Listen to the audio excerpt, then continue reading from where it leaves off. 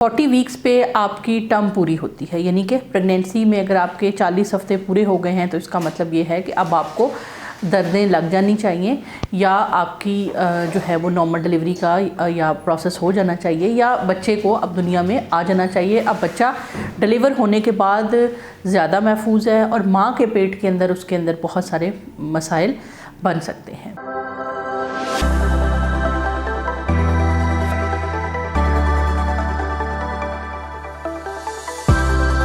जी अस्सलाम वालेकुम, मैं हूं डॉक्टर नाइला गायनी सोल्यूशन के फ़ोरम से।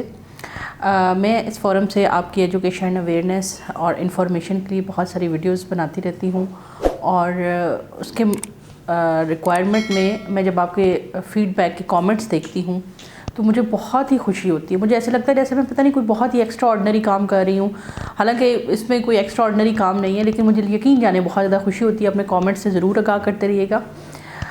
आज हमने जिस टॉपिक के ऊपर बात करनी है वो ये है कि दिन पूरे हो गए हैं और दर्दें नहीं लगी हैं। पहला बच्चा है या पहले नॉर्मल डिलीवरियां हैं और अभी भी क्या इसको किस तरह से किया जाए, क्या डायरेक्ट ऑपरेशन करवा लिया जाए, क्या तरीक़ाकार महफूज है। सबसे पहली बात तो ये कि ये किस तरह से मालूम होगा कि दिन पूरे हो गए हैं। जिस तारीख़ को आपको मेंसेस आए हैं, हम डॉक्टर्स ज़्यादातर वीक्स में हिसाब रखते हैं। हमारे हिसाब से 40 वीक्स होते हैं, लेकिन मरीज़ के लिए वीक्स कैलकुलेट करना थोड़ा सा मुश्किल होता है, तो उनको हम मंथ के हिसाब से ही बता देते हैं। 40 वीक्स पे आपकी टर्म पूरी होती है, यानी कि प्रेगनेंसी में अगर आपके 40 हफ्ते पूरे हो गए हैं तो इसका मतलब ये है कि अब आपको दर्दें लग जानी चाहिए या आपकी जो है वो नॉर्मल डिलीवरी का या प्रोसेस हो जाना चाहिए या बच्चे को अब दुनिया में आ जाना चाहिए। अब बच्चा डिलीवर होने के बाद ज़्यादा महफूज है और माँ के पेट के अंदर उसके अंदर बहुत सारे मसाइल बन सकते हैं। तो वीक्स का हिसाब तो डॉक्टर रखते हैं, लेकिन मैं अपने मरीज़ को बताती हूँ। जैसे फॉर एग्ज़ाम्पल आज 23 तारीख़ है जब कोई वीडियो शूट हो रही है, तो किसी मरीज़ को 23 जनवरी को पीरियड्स आए, यानी जनवरी की 23 तारीख़ को पीरियड्स आए, तो वो क्या करता है, हर महीने अगले महीने 23 फरवरी को उसका पहला महीना ख़त्म होकर दूसरा महीना स्टार्ट हो गया। अब अगर उसको जनवरी में पीरियड्स आए हैं तो फरवरी, मार्च, अप्रैल, मई, जून, जुलाई, अगस्त, सितंबर, अक्टूबर, यानी 23 अक्टूबर तक मिनिमम उस मरीज़ को 9 महीने पूरे हो गए हैं और 10वां महीना शुरू हो गया है। हम 9वें महीने के बाद 1 हफ़्ता वेट कर सकते हैं, यानी उस मरीज़ को 30 अक्टूबर तक पेन्स आ जानी चाहिए। अगर उसको 30 अक्टूबर तक पेन्स नहीं आएंगी तो इसका मतलब ये है कि उसके 40 वीक्स पूरे हो गए हैं, 9वें महीने से भी हफ़्ता ऊपर चला गया है, तो लिहाजा अब उसको कुछ ना कुछ दर्दें या जो भी है वो प्रोसेस शुरू हो जाना चाहिए।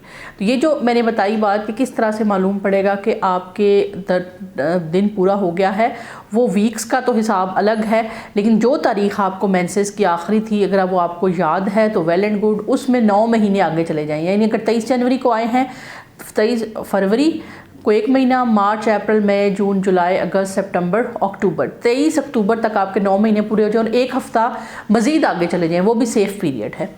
30 अक्टूबर तक आपका बच्चा जो है वो के बाद जो है उसकी डिलीवरी हो जानी चाहिए। अगर नहीं हो रही है और ये आपका फ़र्स्ट बेबी है या सेकंड बेबी है और पहले आपकी नॉर्मल डिलीवरियाँ हुई हैं, तो क्या करें, जब डायरेक्ट ऑपरेशन करवा लें? नहीं, घर में बैठ के उल्टे मुल्टे टोटके करने से बेहतर कि कैस्टर ऑयल पी लें, देसी घी बहुत ज़्यादा पी लें और कोलेस्ट्रॉल ज़्यादा कर लें, या रोगने बादाम ज़्यादा पिएं, या कई मरीज़ जो हैं वो कब्ज़ की जो दवाइयाँ होती हैं वो खाने लग जाते हैं। कई लोग बहुत ज़्यादा छुहारे और पता नहीं क्या क्या खाने लग जाते हैं। तो मैं अपने मरीज़ों से कहती हूँ कुछ भी ना करें। अगर आपको 10 महीने तक पेन्स नहीं आई हैं, यानी कि आपके 40 वीक्स पूरे हो गए और दर्दें नहीं आई हैं, तो इसका मतलब ये है कि इन छोटे मोटे टोटकों से भी आपको दर्दें नहीं आएंगी, बल्कि आपके बच्चे को नुकसान हो सकता है। मैंने कैस्टर ऑयल के ऊपर पूरी एक वीडियो बनाई हुई है, वो किस तरह से आपके बच्चे को नुकसान करती है, किस तरह से वो बच्चे का पहाना पेट में निकल जाता है, वो ज़रूर सुनिएगा जाके। 40 वीक्स तक अगर आपको पेन नहीं आई तो आप अपने डॉक्टर के पास जाएँ, और जब ज़ाहिर है कि वो आप कॉन्टीन्यूसली अपने डॉक्टर के पास जा रहे होंगे, आपका डॉक्टर आपको इंटरनली चेक करेगा और आपको बताएगा कि आपके अंदर मज़ीद 1-2 दिन वेट करके नॉर्मल डिलीवरी के चांसेस हैं या नहीं हैं।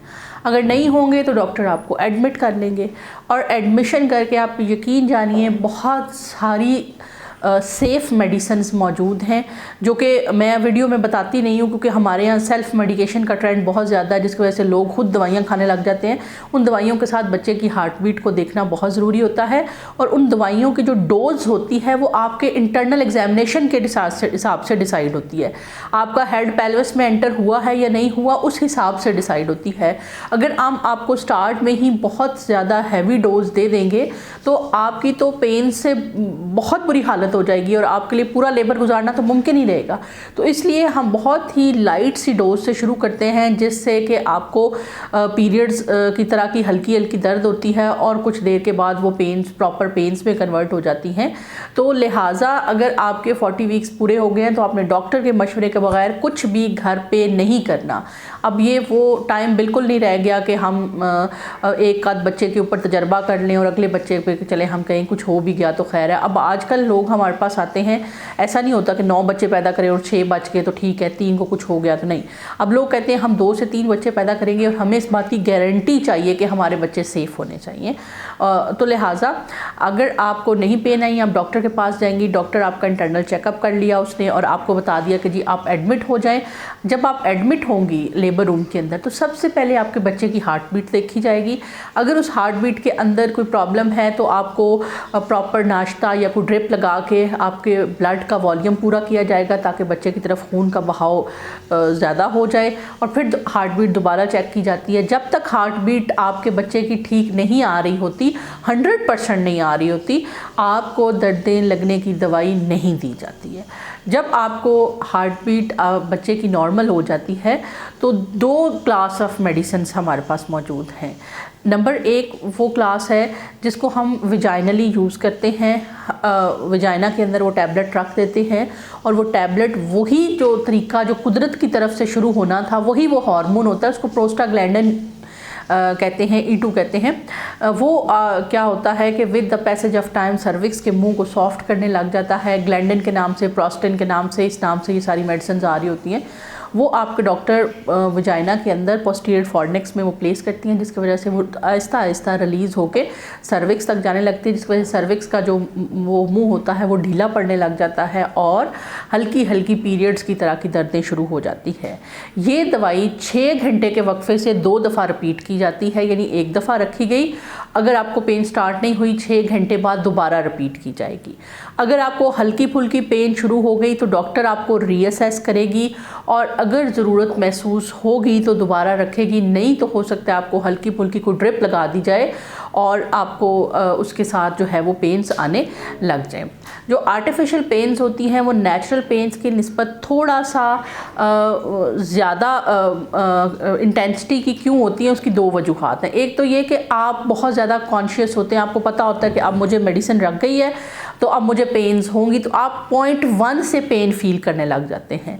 जबकि नेचुरल पेन में क्या होता है, आप घर पे होते हैं, आपको हल्की फुल्की दर्द हो रही होती है, आप सोच रहे होते हैं नहीं ये पेन तो मुझे पता नहीं शायद जो है वो किसी और वजह से हो रही है, आप उसको बर्दाश्त करते रहते हैं, डॉक्टर अवेलेबल नहीं है, रात का टाइम है, क्लिनिक ओपन नहीं हुआ, इमरजेंसी में कोई नहीं है, तो इस तरह से क्या होता है काफ़ी सारी पेन आप बर्दाश्त कर आते हैं घर में। और जब आप डॉक्टर के पास आते हैं, डॉक्टर आपको चेक करती है तो बताती है कि जी आपको जो है वो पेन्स आना शुरू हो गई हैं, तो अब फर्दर से ऑनवर्ड आप कॉन्शियस होते हैं। लेकिन जो आपको लेबर रूम के अंदर पेन्स लगाई जाती हैं उसको आप डे 1 से ही वो कर रहे होते हो। इसके अलावा हमारे कुछ पाकिस्तान के हॉस्पिटल्स के अंदर और इंडियंस के अंदर जो माइज़ोप्रोस्टोल है वो भी यूज़ की जाती है बहुत लो डोज़ के अंदर, लेकिन ये बच्चे के लिए सेफ़ नहीं होती है। WHO और जो रॉयल कॉलेज ऑफ गायनेकोलॉजी है इसने इसका इस्तेमाल सिर्फ डेड फीटस, यानी बच्चा अगर खुदा न खास्ता पेट में फौत हो गया है और अब उसकी नॉर्मल डिलीवरी करानी है तो उस सूरत के अंदर इसका इस्तेमाल की इजाज़त दी हुई है। लेकिन हमारे यहाँ पाकिस्तान में इसका इस्तेमाल किया जाता है। बेहतर है कि इसको अवॉइड किया जाए क्योंकि इसके साथ पेन्स बहुत ज़्यादा फास्ट आती हैं, तो डेड बच्चे को तो इस बात से नहीं फ़र्क पड़ता, उसको सांस का प्रॉब्लम, हार्ट बीट ख़राब होने का प्रॉब्लम नहीं होता। लेकिन जो अलाइव बेबी होता है देखा गया कि इसके अंदर जो है वो बच्चे की धड़कन ख़राब होने के बहुत ज़्यादा चांसेस होते हैं, जिसकी वजह से क्या होता है कि एंड पे हमें सिज़ेरियन सेक्शन करना पड़ जाता जाता है और फिर जो है वो आप ज़ाहिर है कि आधी पेन्स भी ले लेते हैं और सी सेक्शन भी हो जाता है आपका। तो ये है कि अब आप अंडर प्रॉपर केयर गए, आपको पेन्स लगाई, अब आपको पेन्स शुरू हो गई, तो क्या ये गारंटी है कि आपकी नॉर्मल डिलीवरी हो जाएगी? हमें मरीज़ ये बात कहते हैं। देखिए, दर्दों के दौरान आपके बच्चे की हार्ट बीट ऊपर नीचे हो सकती है, वो हम आपकी देख रहे होते हैं, उसमें बहुत सारे फैक्टर्स हो सकते हैं। उसमें बाज़ औक़ात माँ की हार्ट बीट ख़राब होती है जिसकी वजह से बच्चे की हार्ट बीट तेज़ हो जाती है। तो एक जो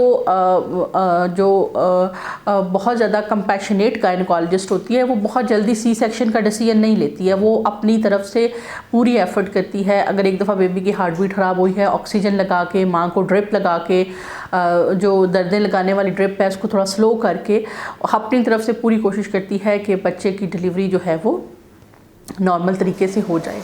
हाँ, लेकिन अगर बच्चे की हार्ट बीट बहुत ही डाउन जाने लग जाए, यानी नॉर्मल हार्ट बीट बच्चे की 120 से लेके 160 का, और वही जो हार्ट बीट है डिप करने लग जाए, 80-90 तक पहुंच जाए, तो उस सूरत हाल के अंदर जो है वो हमें सी सेक्शन की तरफ जाना पड़ जाता है, क्योंकि हमारे पास जो फीटल ब्लड सैम्पलिंग की सहूलत मुयसर नहीं है, जो कि अमेरिका और ऑस्ट्रेलिया और UK और बाकी यूरोपियन कंट्रीज़ के अंदर अवेलेबल है। तो दूसरा ये कि हमारे पास जो नर्सरीज़ हैं वो उतनी ज़्यादा अप टू मार्क नहीं है। अगर खुदा न खास्ता बच्चे को कॉम्प्लिकेशन हो जाती है तो इतनी ज़्यादा मल्टी डिसिप्लिनरी टीम को हायर करना वो बहुत मुश्किल हो जाता है। ज़ाहिर है वहाँ पे इंश्योरेंस के ऊपर हर चीज़ को वो लेके चल रहे होते हैं, तो हमारे लिए तो हम इतनी ज़्यादा रिस्क अपने मरीज़ के ऊपर नहीं लेते हैं। अगर हमें लग रहा होता है कि बहुत आराम से नॉर्मल डिलीवरी हो जाएगी, बच्चा सेफ़ है, माँ सेफ़ है, तो हम उसको इनकरेज करते रहते हैं। अब कुछ ना कुछ हमारे लेवल पे भी, गायनेकोलॉजिस्ट के लेवल पे भी एडल्ट्री ज़रूर हो जाती है, लेकिन बहरहाल अगर आपको पेन्स नहीं लगी हैं तो आपने परेशान नहीं होना, घर में वेट नहीं करना, अपनी गायनेकोलॉजिस्ट को विज़िट करना है। वो आपको गाइड करेगी कि अब हमने किस तरह से, क्योंकि उसको आपका ब्लड प्रेशर, शुगर, हर तरह की ग्रोथ, बच्चे का वज़न, हेड एंटर हुआ है नहीं हुआ, वो हर चीज़ को चेक करेगी, इंटरनल एग्जामिनेशन करेगी। हो सकता है आपको अभी पेन्स नहीं आ रही, लेकिन with the passage of time 1 हफ़्ता 10 दिन तक आपको पेन्स आने की उम्मीद हो, तो वो आपको सारा प्रॉपर्ली गाइड कर सकती है। उम्मीद है कि इस वीडियो में आपको जो मैं आपको बताना चाह रही हूँ वो समझ आ गई होगी। तो मज़ीद कोई क्वेश्चन, क्वेरी, कमेंट्स हो तो उसके लिए मुझे ज़रूर आप कमेंट सेक्शन में बताइएगा। मैं आपके कमेंट्स खुद पढ़ने की पूरी कोशिश करती हूँ अपनी इतनी बिज़ी रूटीन में से टाइम निकाल के। तो इंशाल्लाह मिलते हैं किसी नेक्स्ट वीडियो में, तब तक के लिए अल्लाह हाफ़िज़।